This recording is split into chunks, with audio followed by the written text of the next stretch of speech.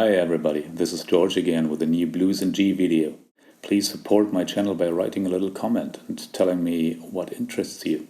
Here's a cool way of playing the blues that I like very much. Just play a C major triad over G and then a B diminished triad. As you can easily see, a B diminished triad over G adds up to a normal G7th chord.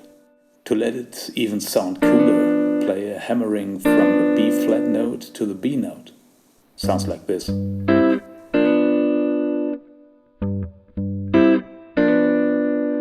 Same with C7th and with D7th.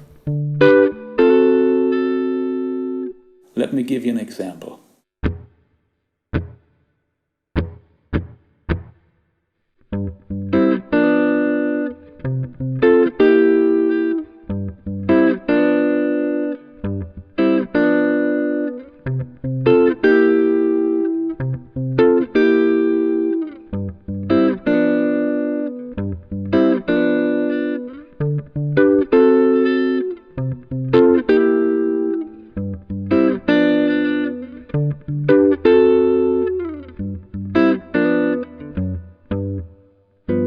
Please subscribe to my channel and click the thumbs up button if you enjoyed this video.